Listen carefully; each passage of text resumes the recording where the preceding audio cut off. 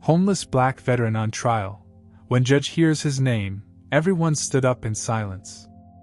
The morning sun cast long shadows across Peachtree Street as downtown Atlanta began to stir with the familiar rhythm of rush hour. Office workers clutched their coffee cups, their polished shoes clicking against the sidewalk as they hurried past the federal building's imposing granite facade. None of them paid attention to the weathered black man sitting quietly on the steps, his back pressed against the cold stone wall.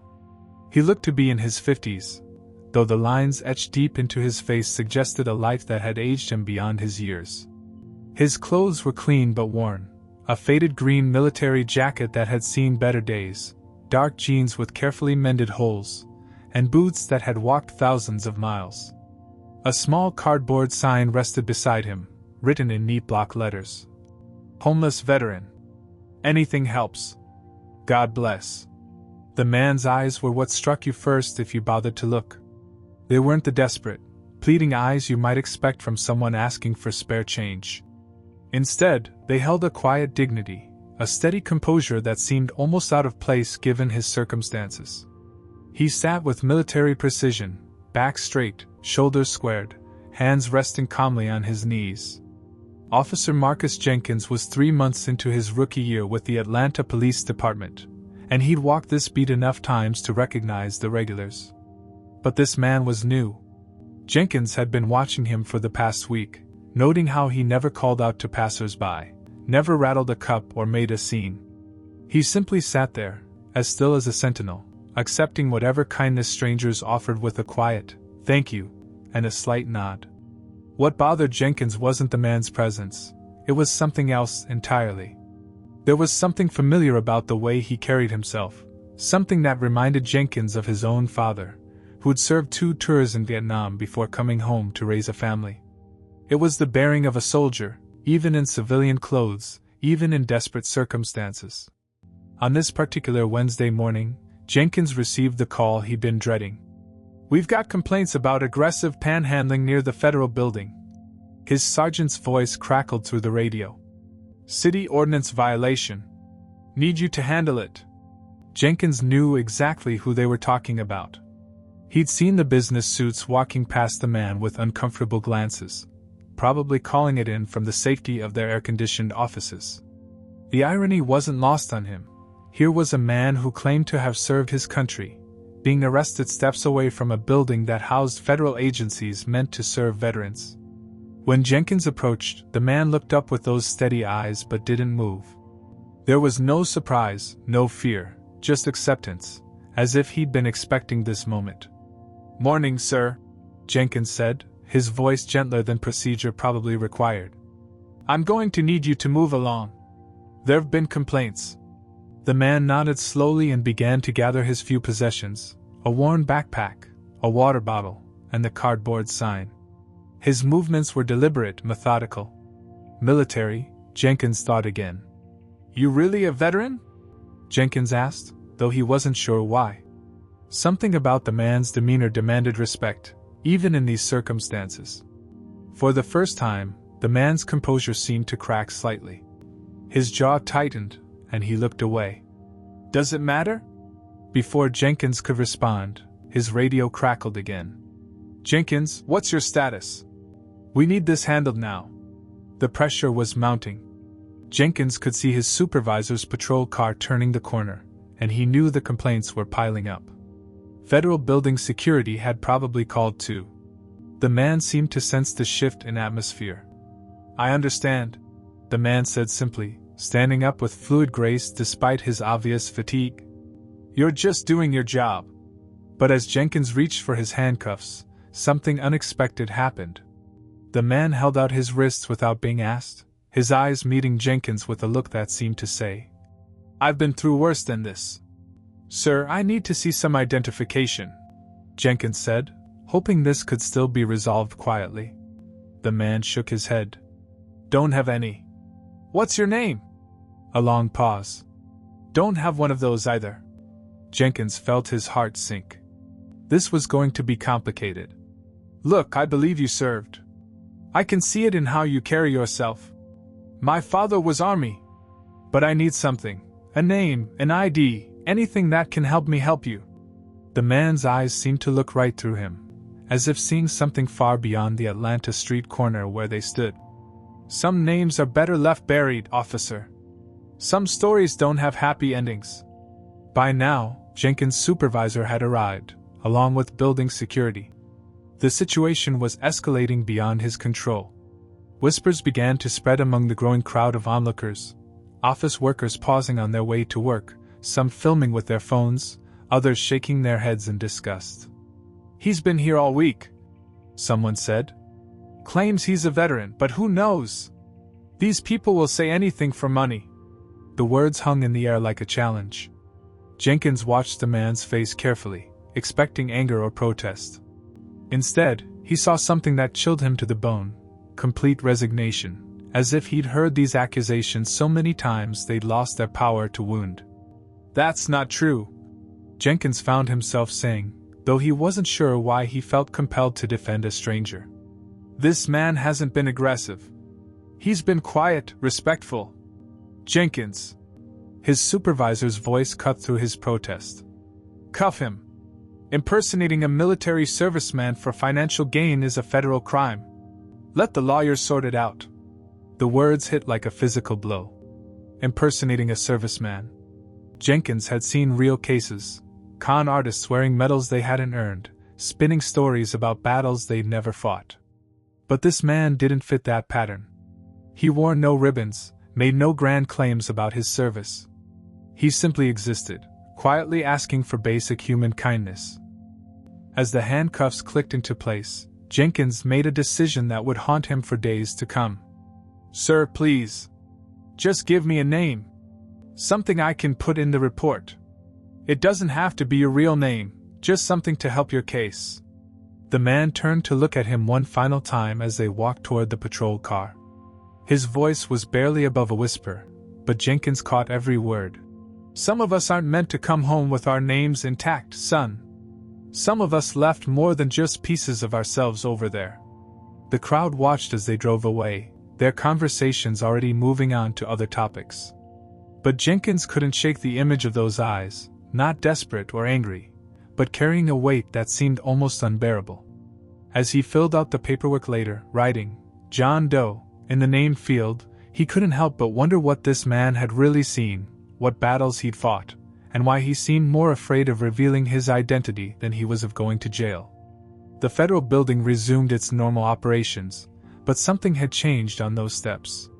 In a few days, a public defender would be assigned to the case. In a few weeks, the case would go to trial. And in a few short months, everyone in that courthouse would understand why some names carry more weight than others, and why some heroes choose to remain nameless rather than face the truth of what they've survived. But that morning, all anyone saw was another homeless man being arrested, another problem swept away from the steps of power. They had no idea they'd just witnessed the beginning of a story that would challenge everything they thought they knew about heroism, sacrifice, and the true cost of serving one's country. Maya Rowe had been a public defender for 8 years, long enough to recognize the difference between genuine cases and the routine shuffle of Atlanta's legal system. When the file for John Doe federal impersonation landed on her desk Thursday morning, she expected another straightforward case. Another homeless man looking for sympathy, another quick plea bargain, another forgotten face in the endless parade of society's forgotten. But 30 seconds into their first meeting at the Fulton County Jail, Maya knew this case was different. The man sat across from her in the cramped interview room with the same military posture Officer Jenkins had noticed, back straight, hands folded, eyes focused but distant. He didn't fidget, didn't plead his case, didn't even acknowledge her presence until she spoke. "Mr." Maya paused, consulting her notes. "Well, you haven't given us a name to work with." "I'm Maya Rowe, your court-appointed attorney. I'm here to help you." He looked at her then, and Maya felt something she rarely experienced in this job, genuine unease. His eyes held depths she couldn't fathom, as if he'd seen things that existed beyond normal human experience. "I didn't ask for help," he said quietly. "We are charging you with impersonating a military serviceman for financial gain. That's a felony." You could face serious prison time. Maya opened her briefcase, pulling out legal pads and forms. Now I need to know your real name, your military history if any, and… No. The word hung between them like a wall. Maya had dealt with uncooperative clients before, but this felt different. This wasn't defiance or stubbornness, it was something closer to protection, as if he was shielding her from something dangerous. Look, Maya said, softening her approach. I've seen the police report. Officer Jenkins believes you're a real veteran. Your bearing, your demeanor, everything suggests military training. But without documentation, without even a name, I can't build a defense. For the first time, something flickered across the man's face. Not gratitude, but something Maya couldn't quite identify. Surprise, maybe, that anyone had spoken up for him. That officer, he said slowly. He's got a good heart. Reminds me of someone I used to know. Maya leaned forward. This was the most he'd said since she'd arrived. Who did he remind you of? The walls went back up instantly.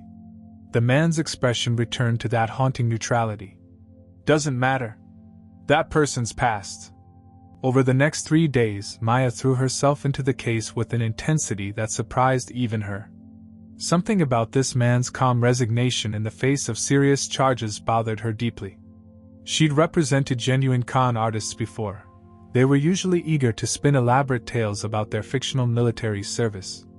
This man wouldn't even confirm he'd served, let alone provide details.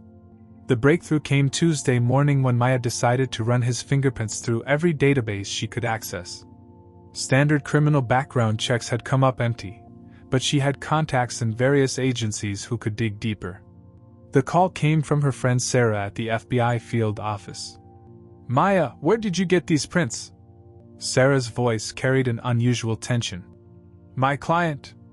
Why? What did you find? That's just it. I found something, but I'm not supposed to be seeing it. These prints are flagged in a military database, but the file is heavily redacted. All I can see is that they belong to someone who was declared Kia 18 years ago. Maya felt her blood turn cold. Kia? You mean finished in action? That's what it says. But Maya, if these prints belong to a deceased man, then either your client is using a deceased soldier's identity, or the deceased man isn't finished. Maya finished. The silence on the other end of the line spoke volumes. Sarah, I need you to dig deeper. Whatever you can find. I can't. This requires clearance levels I don't have. But Maya, be careful. Files this heavily classified usually mean black ops, special operations, the kind of missions that officially never happened. That afternoon, Maya sat across from her client again, but now she saw him with different eyes. The haunted look, the military bearing, the refusal to give his name, it all made a different kind of sense.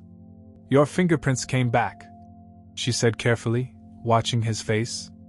For the first time since she'd met him, she saw fear. Not the fear of imprisonment or legal consequences, but something deeper, more primal. They say you've been deceased for 18 years. The man's composure finally cracked. His hands, which had remained perfectly still throughout every previous conversation, began to tremble slightly. He closed his eyes and took a deep breath that seemed to come from somewhere profound. Some deaths, he said quietly, are more complicated than others. What happened 18 years ago? He opened his eyes and looked directly at her. Nothing that's going to help your case, counselor. Some ghosts should stay buried. But Maya could see the truth now, written in the lines of his face, in the careful way he held himself, in the weight he seemed to carry. This wasn't a con artist, or a fraud.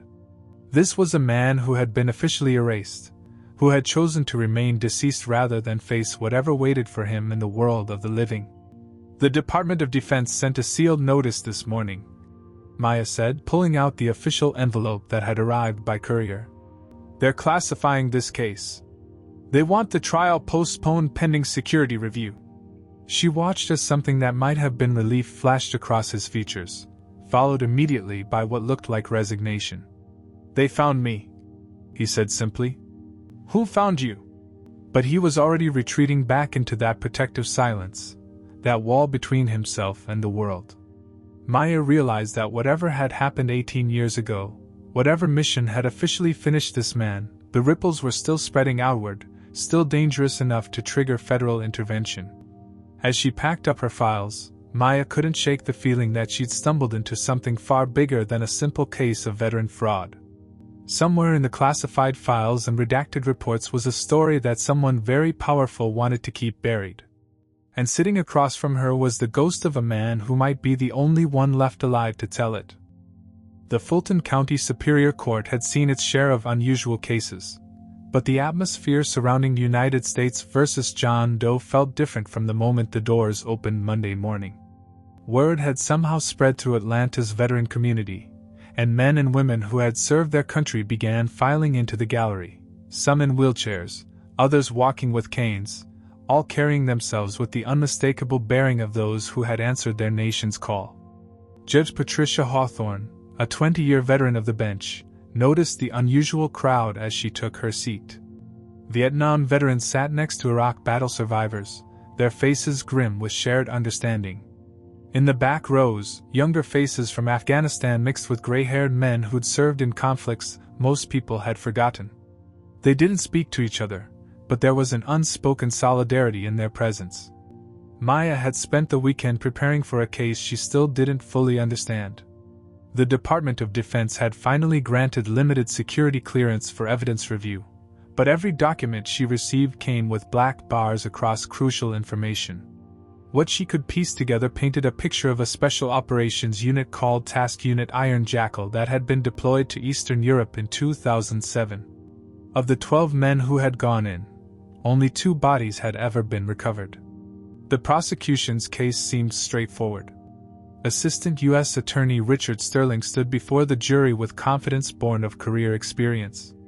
In his mid-40s with perfectly styled gray hair, he represented everything the defendant was not: polished, articulate, socially acceptable. "Ladies and gentlemen of the jury," Sterling began, "the defendant sitting before you has perpetrated a cruel fraud on the people of Atlanta.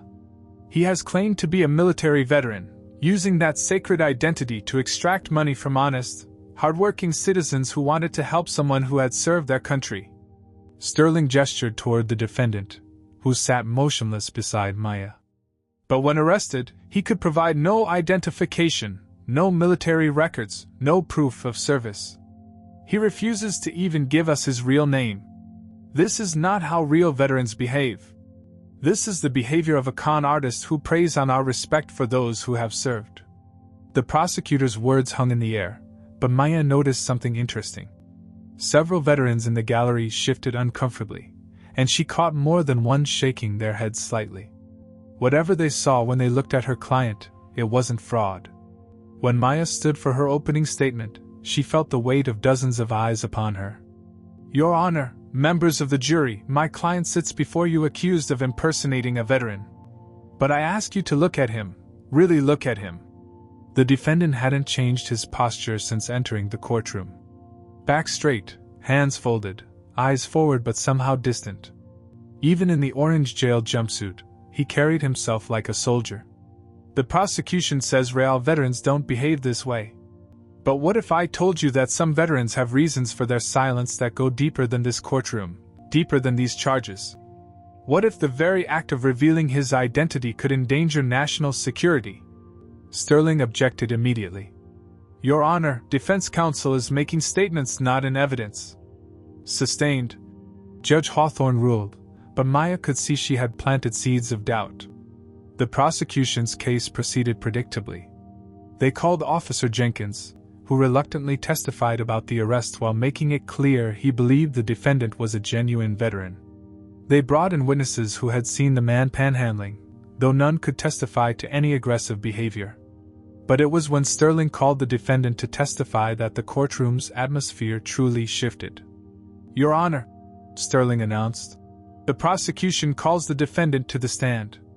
Maya had explained that he had the right to remain silent, but her client had simply nodded and said, "It's time." The walk from the defense table to the witness stand seemed to take forever. Every veteran in the gallery watched with intense attention, and Maya noticed that several had straightened in their seats, their military bearing unconsciously mirroring that of the man taking the oath. "State your name for the record," Sterling demanded. Silence. "I'll repeat the question. What is your name?" The defendant looked directly at Sterling, then at the jury, then into the gallery where dozens of veterans waited for his answer. His voice, when it finally came, was barely above a whisper but carried clearly in the silent courtroom. "Some names are earned in blood. Some names are lost in darkness. Some names—" He paused, his eyes finding something beyond the courtroom walls. "Some names carry the weight of the deceased." "Your Honor," Sterling protested, "instruct the witness to answer the question." But Judge Hawthorne was studying the defendant with new interest. She had seen thousands of witnesses over her career, and something about this man's presence commanded attention in a way that transcended his circumstances. "Sir," she said gently, "you are required to answer the question."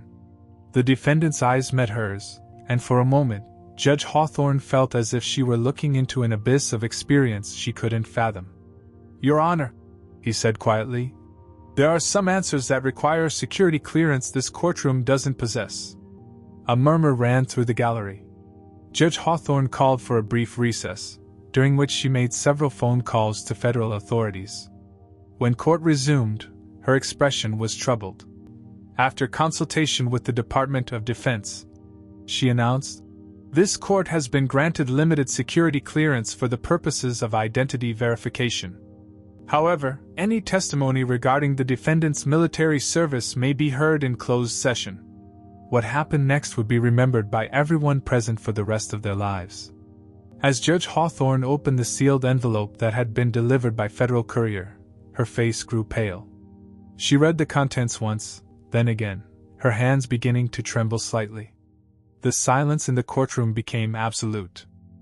Judge Hawthorne's hands trembled as she held the classified document, her eyes scanning the text for the third time. In 20 years on the bench, she had never seen anything like what lay before her. The seal of the Department of Defense dominated the header, followed by classifications she'd only heard whispered about in movies. Eyes only, compartmented black operations. The courtroom waited in breathless silence. Even the court reporter had stopped typing, her fingers frozen above the keys. Assistant U.S. Attorney Sterling shifted impatiently, clearly annoyed by the delay, while Maya found herself holding her breath without realizing it. In the gallery, the veterans sat with the stillness of soldiers at attention.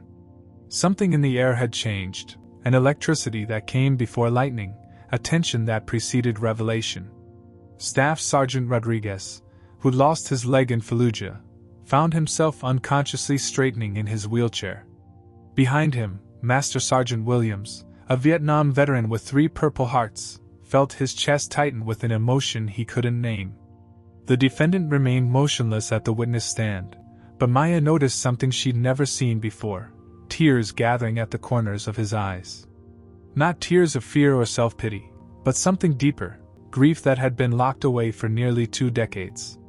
Judge Hawthorne finally looked up from the document, her face pale with the weight of what she'd discovered. Her voice, usually strong and commanding, wavered slightly as she spoke. "Before I read this aloud," she said, "I need to inform the court that what we are about to hear involves classified military operations. The individual whose identity is revealed in this document was believed finished in action during a mission that officially never existed." Sterling stood up, confusion creasing his features. "Your Honor, I object to this theatrical." "Sit down, Counselor," Judge Hawthorne said quietly, but with such authority that Sterling immediately complied. "What we have here transcends your fraud case by several orders of magnitude." She lifted the document again, her voice growing stronger as she began to read. "United States Army Personnel File, Classification Level Black. Subject, Staff Sergeant Ellis Jerome Monroe, Service Number 123-45-6789, attached to Task Unit Iron Jackal, United States Army Special Operations Command." The name hit the courtroom like a physical force. In the back row, retired Colonel James Patterson felt his blood turn to ice. He knew that name. Every Special Operations veteran who'd served in the early 2000s knew that name, though none were supposed to talk about it. Judge Hawthorne continued reading, her voice gaining momentum. Primary Military Occupational Specialty, 18B Special Forces Weapons Sergeant. Secondary Specialties, Combat Medic, Forward Observer, Languages, Arabic, Pashto, Russian, Serbian. But it was what came next that would forever change everyone in that courtroom. Decorations and Awards. Judge Hawthorne read, her voice now strong and clear. Bronze Star Medal with V device for valor. Purple Heart. Army Commendation Medal with V device. Combat Infantry Badge. Expert Infantry Badge. Master Parachutist Badge. Special Forces Tab. Ranger Tab. The gallery was completely silent, but Maya could feel the shift happening around her. Veterans were beginning to lean forward, recognition dawning on their faces. Silver Star Medal. Judge Hawthorne continued, and several veterans in the gallery drew sharp breaths. Awarded posthumously for conspicuous gallantry and intrepidity in action against an enemy of the United States while serving with Task Unit Iron Jackal during classified operations in Eastern Europe, March 15, 2007. The judge's voice dropped to almost a whisper as she read the final line. Status: finished in action, body not recovered. Next of kin: Mother Dolores Monroe, deceased 2015. No other surviving family members. For a moment that stretched into eternity, absolute silence filled the courtroom. Then, slowly, something extraordinary began to happen. Bailiff Thomas Washington, a 20-year Army veteran who'd served in Desert Storm, was the first to rise. His chair scraped against the floor as he stood at attention, his eyes fixed on the man at the witness stand. The sound broke the spell that had held the courtroom frozen. One by one, like dominoes falling in reverse, every veteran in the gallery began to stand. Staff Sergeant Rodriguez struggled up from his wheelchair, balancing on his prosthetic leg. Master Sergeant Williams rose with tears streaming down his weathered face. Colonel Patterson stood so quickly his chair fell backward, but he didn't notice. His eyes were locked on Staff Sergeant Monroe, a man he thought was deceased for 18 years. Judge Hawthorne herself stood, her hands still trembling as she held the classified file. Even Maya found herself rising, though she didn't fully understand why. In the prosecutor's section, Sterling remained seated, his face a mask of confusion and dawning horror as he realized the magnitude of his mistake. The defendant, Staff Sergeant Ellis Monroe, finally looked up from the witness stand where he'd been staring at his hands. When he saw the entire courtroom standing at attention for him, the carefully constructed walls he'd built around his emotions began to crumble. "At ease," he whispered, his voice breaking on the words. But no one moved. The silence stretched on, filled with 18 years of honor that had gone unrecognized, 18 years of a hero who had chosen to remain deceased rather than face the survivor's guilt that had nearly destroyed him. Judge Hawthorne was the first to speak, her voice filled with an emotion that transcended her role as an impartial juror. "Staff Sergeant Monroe," she said, and the title seemed to restore some of his composure. "The court recognizes your service and sacrifice." In that moment, everyone in the courtroom understood they were witnessing something sacred, the resurrection of a hero who had been lost not to enemy fire, but to his own conscience, and the honor of men and women who would stand for their brother regardless of how he'd come home. The courtroom remained at attention for what felt like hours but was probably only minutes. Finally, Judge Hawthorne gently gestured for everyone to be seated, though the reverence in the air remained thick and palpable. Staff Sergeant Monroe sat hunched forward in the witness chair, his carefully maintained composure completely shattered. Maya approached the bench, her voice barely above a whisper. "Your Honor, I request a brief recess to confer with my client." Judge Hawthorne nodded, understanding the gravity of what had just been revealed. "This court will adjourn for 30 minutes. In the small conference room adjacent to the courtroom, Maya sat across from Ellis Monroe, no longer John Doe, no longer a nameless vagrant, but a decorated hero whose silver star gleamed in the official record even as the man himself seemed to shrink before her eyes. 18 years, Maya said softly.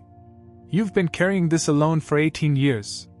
Monroe's hands shook as he clasped them together, The same hands that had once carried wounded comrades to safety, that had earned him the nation's third highest military decoration. "You don't understand," he whispered. "They made me a hero for surviving.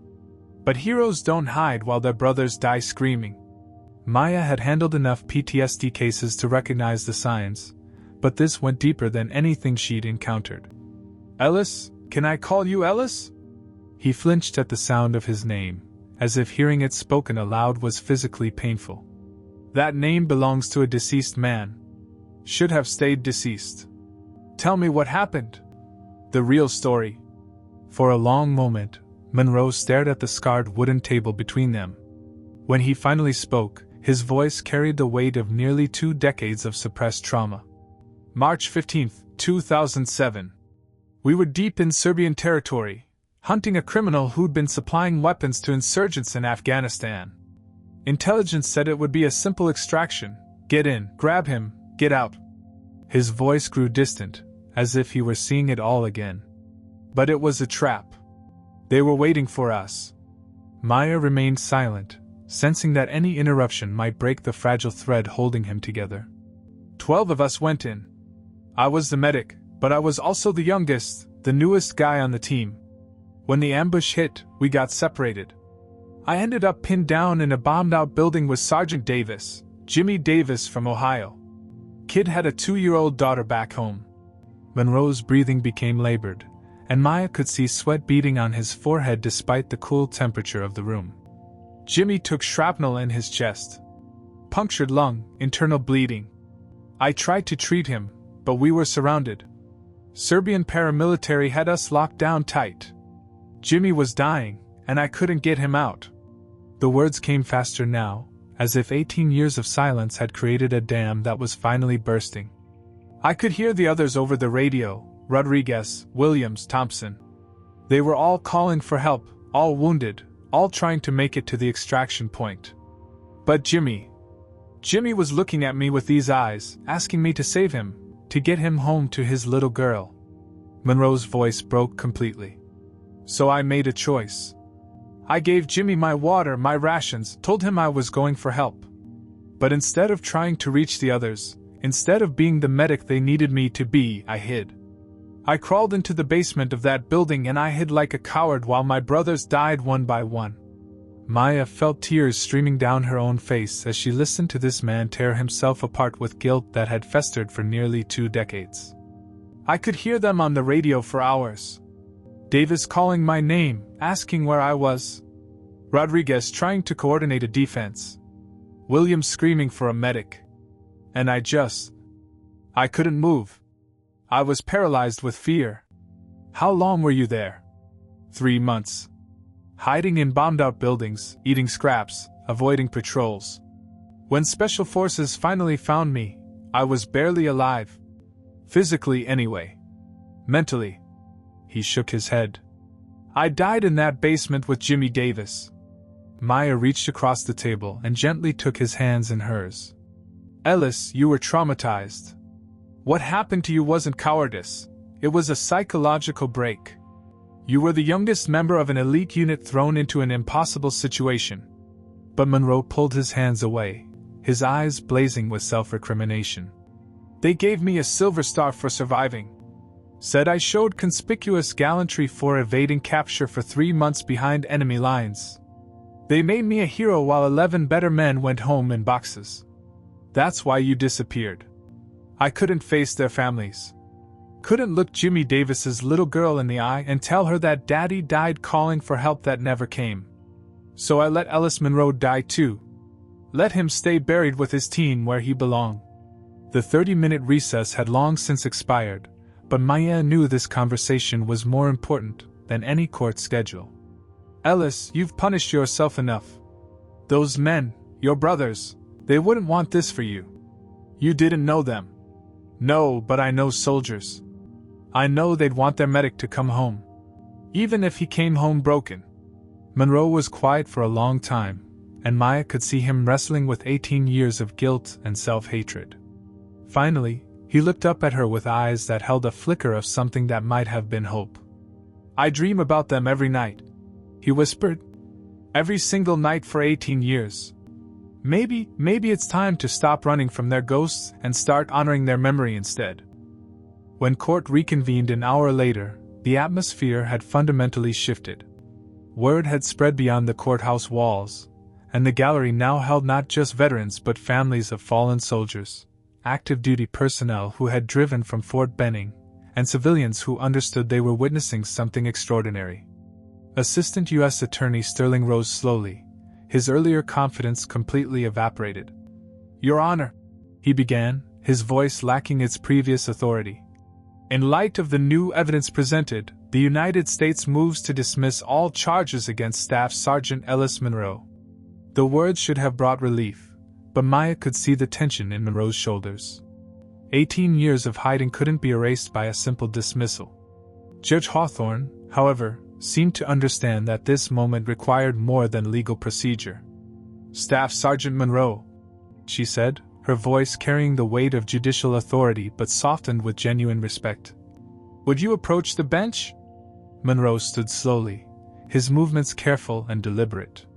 As he walked toward Judge Hawthorne, every person in the courtroom seemed to hold their breath. This wasn't just a defendant approaching a judge, this was a wounded warrior finally coming home. "Staff Sergeant," Judge Hawthorne said when he stood before her, "this court formally recognizes your service to this nation and the sacrifice you and your fallen brothers made in defense of our freedom.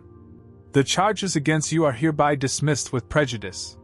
She paused, consulting a document that had been delivered by Federal Courier during the recess. "Furthermore, I have been authorized by the Department of Veterans Affairs to inform you that your full benefits, backdated to your original separation, are being immediately reinstated. Housing, medical care, disability compensation, everything you should have received 18 years ago." Monroe's legs seemed to buckle slightly, and Maya quickly moved to support him.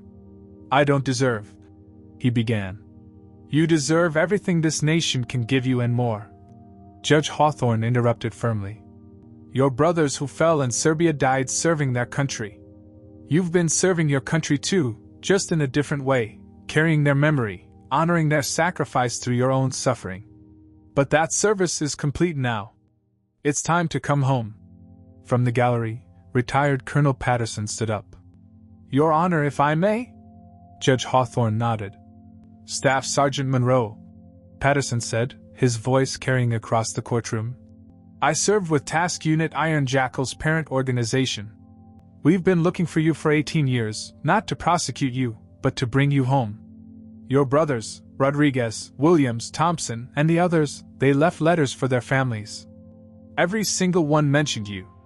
Every single one asked that if you were found alive, you'd be told that they didn't blame you for surviving." Monroe turned to face the gallery, tears streaming freely down his face. "Sir, Sergeant Jimmy Davis," Patterson continued, and Monroe visibly flinched at the name, "left a letter for his daughter. She's 20 now, married, with a child of her own. She's been waiting to meet the medic who tried to save her father. She doesn't blame you, son. She wants to thank you for being with him when he died." The silence that followed was broken by the sound of Monroe's quiet sobs. Maya had never seen a man so broken by kindness, so overwhelmed by forgiveness he'd never believed he deserved. Dr. Sarah Chin from the Atlanta VA Medical Center approached the bench. "Staff Sergeant Monroe, we have a room ready for you at our facility. Not a jail cell, not a homeless shelter, a place where heroes heal. We have therapists who specialize in survivors' guilt, support groups of soldiers who understand what you've been through." Monroe looked around the courtroom, at the judge who had shown him dignity, at the lawyer who had fought for his truth, at the veterans who had stood for him, at the families who had forgiven him. For the first time in 18 years, he saw not judgment but acceptance. "I'd like that," he said quietly. "I'd like to try to heal." As the formal proceedings concluded, something beautiful happened. The veterans in the gallery didn't rush to leave. Instead, they formed an honor guard, lining the aisle from the defendant's table to the courtroom exit. As Monroe walked between them, each one rendered a slow, respectful salute, not to a broken homeless man, but to Staff Sergeant Ellis Jerome Monroe, Silver Star recipient, a brother who had finally come home. Officer Jenkins waited by the courthouse entrance, no longer the rookie cop who had made an arrest but a man who had witnessed a miracle. As Monroe approached, Jenkins stood at attention and saluted. "Staff Sergeant," he said formally, then his voice softened. "My father served 2 tours in Vietnam. He always told me that the real heroes are the ones who come home carrying the weight of those who didn't. You've carried that weight long enough, sir." As Monroe was escorted to the VA facility, the flag outside the courthouse was lowered to half-staff, not in mourning, but in recognition of sacrifice that had gone too long unacknowledged.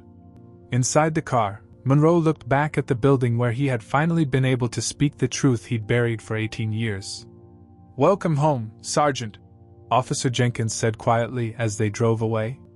For the first time since March 15, 2007, Staff Sergeant Ellis Monroe believed that maybe, just maybe, he had finally earned the right to come home alive.